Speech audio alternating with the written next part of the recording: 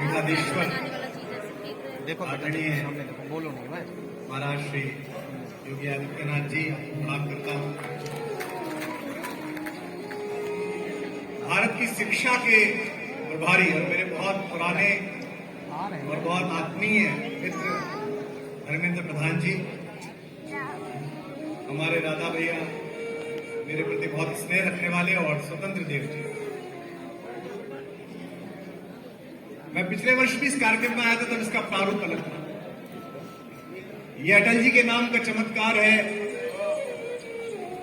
या हिंदी की लोकप्रियता, या आपके जनप्रिय नेता ब्रजेश पाठक जी के प्रति आपकी स्वीकार्यता, कि हर बार ये हॉल छोटा पड़ता है, 3 हॉलों में स्क्रीन लगाने पड़ते हैं, और एक नाराजगी का भाव लोगों में रहता है कि हमको अवसर नहीं मिला। पारंपरिक कार्यक्रमों में और इस कार्यक्रम में एक छोटा सा अंतर है। जो भी लोग बात कर रहे हैं उनसे एक छोटा सा निवेदन कर दूं। एक तो प्रोटोकॉल बहुत है, क्योंकि प्रदेश के सारे बड़े वाले सामने हैं।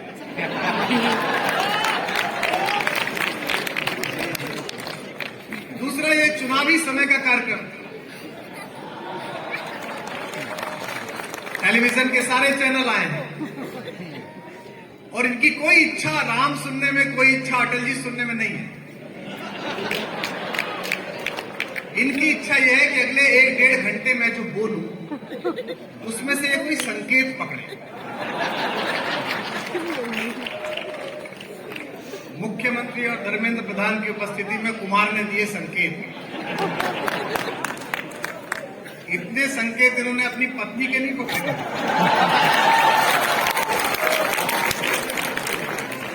पिछले दिनों में एक कार्यक्रम और आ गया था। एक हमारे बहुत पुराने सांसद आदरणीय हैं, समाजवादी पार्टी में महत्वपूर्ण नेता है, उनके 75 वर्ष पूरे होने पर एक किताब छपी, उसके विमोचन करने के लिए आ गए। तो 3-4 दिन तक संकेत ही चलते रहे, और अब के तो ऐसे वालों में आए हो कि हफ्ते भर तक चलेंगे संकेत। लेकिन एक छोटा सा निवेदन है, आप लोग जहां भी बैठे हैं, जहां भी खड़े हैं, अगले कुछ समय के लिए, मैं जानता हूं कि सामने जो अतिथि लोग बैठे हैं उनकी व्यस्तताएं हैं। उत्तर प्रदेश से बड़े तो केवल पूरी दुनिया में 6 ही देश हैं, इतना बड़ा प्रदेश है। और चुनाव सन्निकट है, कोरोना की सतर्कता के विषय में भी निर्णय लिए गए हैं। तो जो कवि सम्मेलन की प्रस्तुति है, जो सामान्य प्रस्तुति है, उनमें मैं आपको ये अनुमति दे सकता हूं कि आप बोले, चाले, आगे पीछे जाए, टिप्पणियां करें। लेकिन आज जो विषय है वो इसकी अनुमति नहीं। जैसे इंदिरा नगर में रहते हो और गोमती नगर से कोई मेहमान फोन करे कि मिलने आ रहा हूं, तो थोड़ा सा ड्राइंग रूम साफ कर लेते। कोई कानपुर से फोन करे, साल में एक बार आने वाला, कि मिलने आ रहा हूं, तो उस दिन सोफे के कवर भी चेंज कर देते। और कोई विदेश में रहता हो रिश्तेदार, वो 5-6 साल बाद भारत आ रहा हो, अपना भाई बहन, तो टाइल भी बदलवा देते हो, पेंट करवा देते हो, घर को और साफ कर लेते हो। तो आज इस परिसर में जो आने वाला है, जो उतरने वाला है, जिस पर संवाद होने वाला है, वो इतना बड़ा नाम है कि मैं नहीं चाहता कि इस परिसर में कोई ऐसी भी छोटी सी भी आहट हो जो उस नाम की गरिमा के अनुरूप ना हो। जब राम उतरने वाला हो तो बाकी सबको विराम दे देना।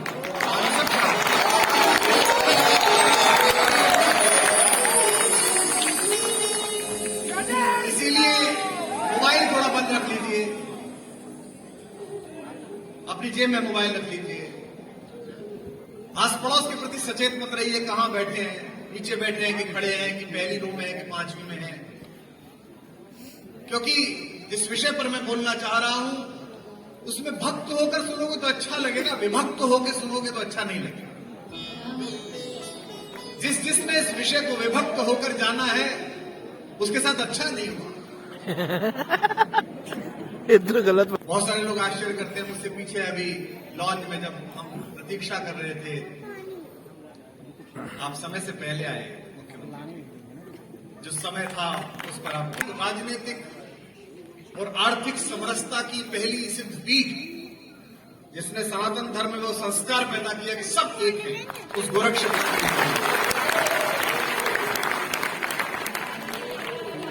दशकों से मैं वहां जाता रहा जब पूज्य बड़े महाराज जी शरीफ में थे, तब महाराणा प्रताप इंटर कॉलेज में एक कविता की शाम जमती। मेरे मुंह से शुभकामना निकली जो 14 में फलित हुई।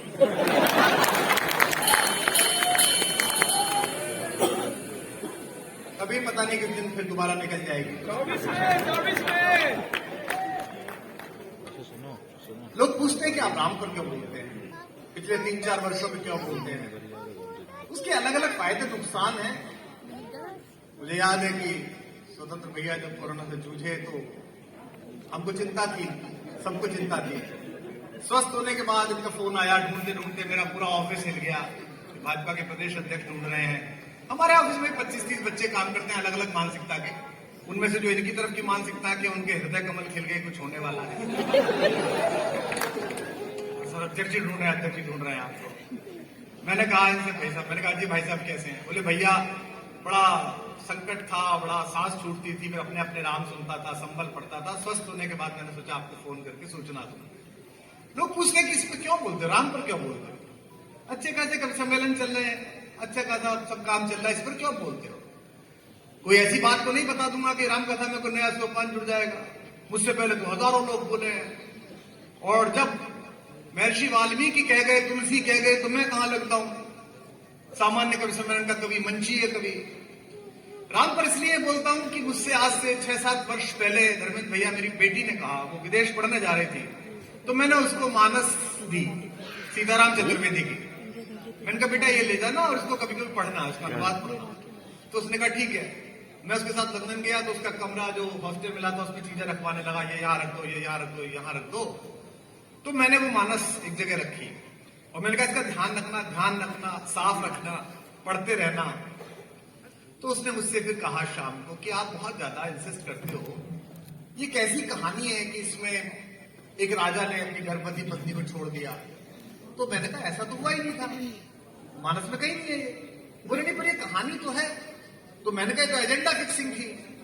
ये तो 2000 वर्ष पहले, 1500 वर्ष पहले जब भारत के सारे मानकों को ध्वस्त करना था, तब ये कहानी आरोपित की गई। ऐसी तो कहानी है ही नहीं। फिर मैंने उसे तर्क बताए तो उसने मुझसे कहा अच्छा है तो आप इसे बोलते क्यों नहीं हो? तब मुझे पहली बार पता चला कि हम प्राइमरी में, एलकेजी में, नर्सरी में बच्चों को सिखा रहे हैं टॉम, डिक, हैरी की कहानियां, और उनसे मैडम पूछती है कहानी सुनाने के बाद कि बेटा इस स्टोरी से आपको क्या मॉरल मिला, इस स्टोरी से आपको क्या पता चला। और हमारी सारी कथाएं, हमारे सारे पास पहुंचने वाला ज्ञान ऐसे ही प्रतीक शास्त्र से आ रहा है, जिसमें श्रम नहीं है, परिश्रम नहीं है, क्षमता नहीं है, संस्कार नहीं है, मेधा नहीं है, केवल चमत्कार है। और उसे माने जाने के लिए हमारा बचपन बाध्य किया जा रहा है। ऐसा हुआ फिर ऐसा हो गया। एक परी बन गई, एक फेरी बन गई। सबसे बड़ी कहानी कौन सी मशहूर हुई है पिछले 100 साल में? आपको पता है भारत के बच्चों में सबसे बड़ी कहानी कौन सी मशहूर हुई है? शिक्षा मंत्री बैठे उनके सामने कह रहा हूं, हैरी पॉटर। क्या है उसमें? उसकी खुद की क्षमता क्या है, उसकी प्रतिभा क्या है, उसकी प्रतिबद्धता क्या है, उसका संस्कार क्या है? वो एक झाड़ू लगाई उसने, उस पर उड़ा। हमने भी उड़ाया था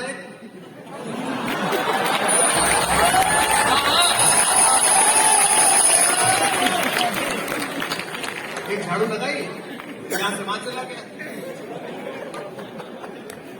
तो मैं राम पर इसलिए बोलता हूं, विशेष रूप से आज अटल बिहारी वाजपेयी जी के जन्म की पूर्व संध्या है।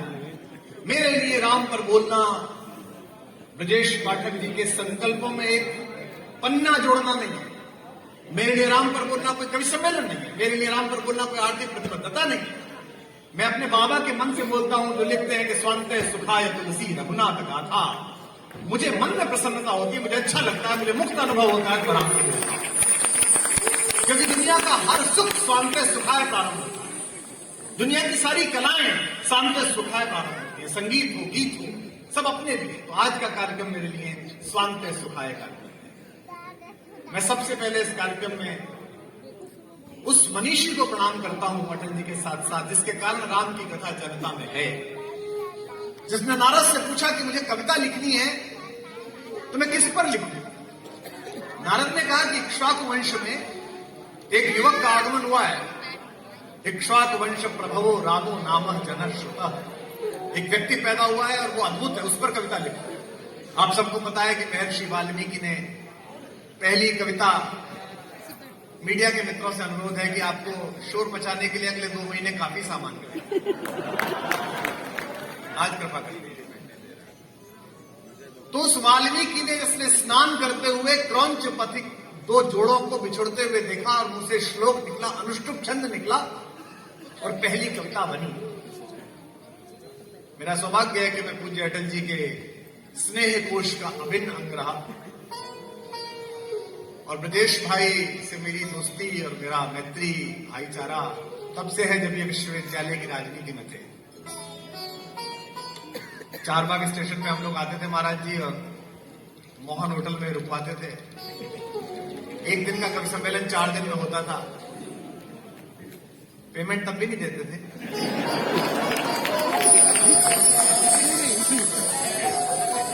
तब ये कहते थे कि भैया छात्रों का कार्यक्रम है,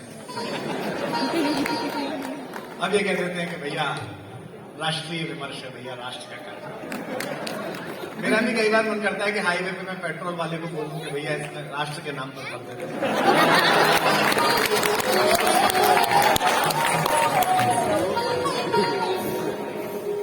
जब शब्दकोश के मन में लय होने की आशा बनती,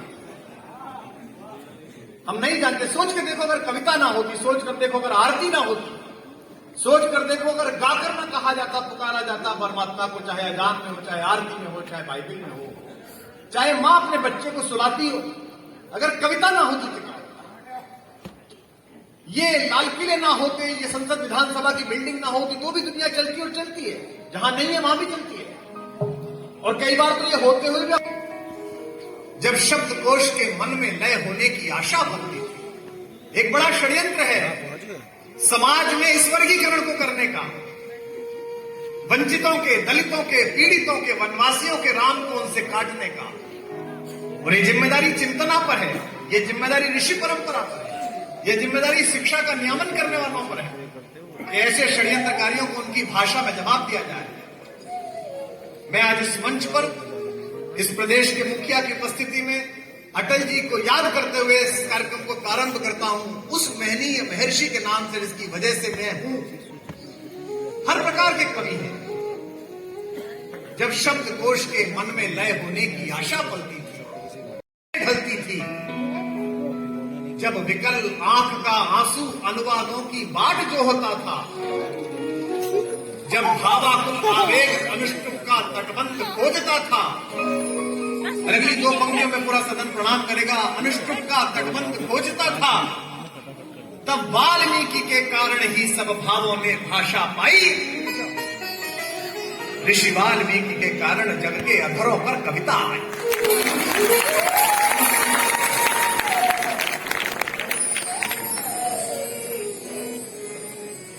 वे वाल्मीकि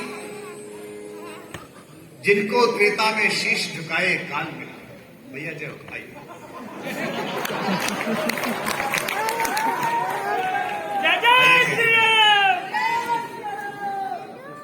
पहले तानसेन गाते थे तो उम्र गाते थे, मैंने गाया तो मुख्यमंत्री आए।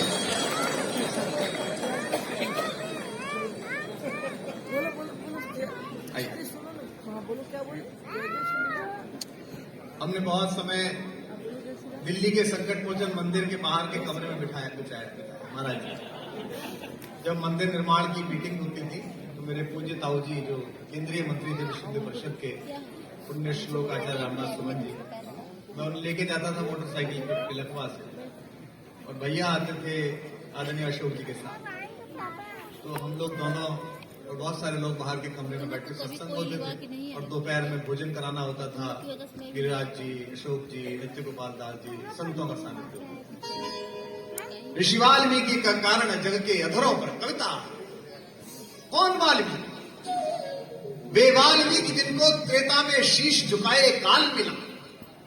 और माएं बैठी है, बेटियां बैठी है, हमारी बहनें बैठी है, इस पंक्ति पर उनका आशीर्वाद मिले। हमारी भाभी बैठी है। वे वाल्मीकि जिनको त्रेता में शीश झुकाए काल मिला, वे वाल्मीकि जिनसे सीए को मायका मिला ससुराल में। वे वाल्मीकि जिनसे सीए को मायका मिला ससुराल मिला। इक्ष्वाक वंश अवतंश अवधिया जनकपुरी में कब जन्मे। जनक के नाती दशरथ के पोते कहां पैदा होना था, कहां पैदा हुए, पंक्तियां सुनिएगा। इक्ष्वाक वंश अवतंश अवधिया जनकपुरी में कब जन्मे। आपकी तालियों में अब शायद स्वर जागे इस बार। इक्ष्वाक वंश अवतंश अवधिया जनकपुरी में कब जन्मे। वे वाल्मीकि जिनके आंगन में लव कुश को ननिहाल में।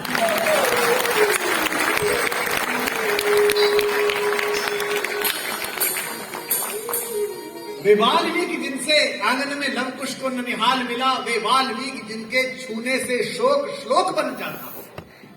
हम पर बड़ी टिप्पणियां होती हैं कि कवि सम्मेलन में चुटकुले बचे हैं, कवि सम्मेलन में बातचीत बची है। ऐसा नहीं। मैं लखनऊ में खड़ा हूं, नागर साहब के लखनऊ में खड़ा हूं, मजाज के लखनऊ में खड़ा हूं, लालजी टंडन के लखनऊ में खड़ा हूं। बहुत बुलाते थे हम सबको। वे वाल्मीकि जिनसे आंगन में लव कुश को ननिहाल मिला। वे वाल्मीकि जिनके छूने से शोक श्लोक बन जाता है। ऋषि को प्रणाम करता हूं, अंतिम पंक्ति में फिर संवाद प्रारंभ करता हूं कि वे वाल्मीकि जिनके छूने से शोक श्लोक बन जाता हो। वे वाल्मीकि जिनकी रचना से जगत राम को पाता हो। अगर वाल्मीकि ना बताते तो तुलसी तक राम ना आते। वे वाल्मीकि जिनकी रचना से जगत राम को पाता हो। और इस पर फिर दोनों हाथ उठाकर प्रणाम करना आखिरी दो पंक्तियों पर कि वाल्मीकि जिनकी वाणी वेदों सी पावन वाणी है। वे वाल्मीकि जिनकी वाणी वेदों सी पावन वाणी है। वे वाल्मीकि जिनकी पावन पुत्री कविता कल्याणी। उन ऋषि वाल्मीकि से यात्रा प्रारंभ। जब आज का विषय तय हुआ तो मुझे बड़ा अच्छा लगा, क्योंकि अटल बिहारी वाजपेयी जी और राम में बड़ा सामंजस्य है, बड़ा साम्य है। राम धीरोदात्त नायक है, सहज क्रोध नहीं आता राम। अटल जी धीरोदात्त नायक, क्रोध नहीं आता। गठबंधन की सरकार आपने देखा था कैसे चलती थी। घटक दल के नेता वहां चढ़ाई में अंदर घुसते थे प्रधानमंत्री कार्यालय में कि आज समर्थन हट जाएगा। येलेना नायडू जा रहे हैं और बाहर निकल के कहते थे कि हमारा बात हो गया है प्रधानमंत्री जी से, अब सब सही चलेगा। मुस्कुराकर बात कह देने की जो उनमें कला थी, वो अटल बिहारी वाजपेयी और राम को एक साथ जोड़ती है। गांधी में भी राम के सत्याग्रह की छाया है। आज का विषय अटल राम संकल्प इसी योजना पर है। इसीलिए मैंने आपसे कहा कि आज का विषय थोड़ा गंभीर है। आनंद का मंगल का पर्व तो आपके साथ रहेगा ही, बातचीत तो आपके साथ रहेगी, लेकिन मैं जिस विषय पर बोल रहा हूं उसकी थोड़ी एक गंभीरता है, उसे आप ध्यान रखेंगे। महाराज जी बहुत आपको प्रणाम, मैं आपकी व्यस्तता समझता हूं।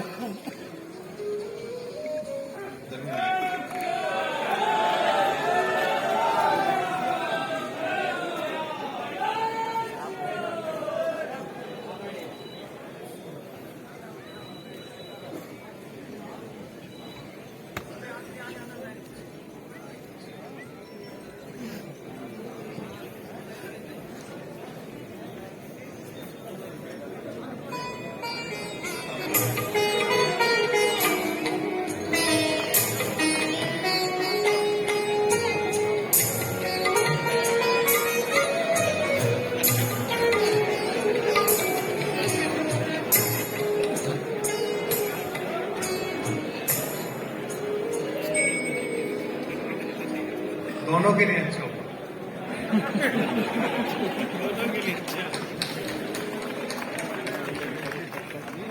और थोड़ी देर बाद आपको पता चलेगा कि आपके लिए भी अच्छा होगा।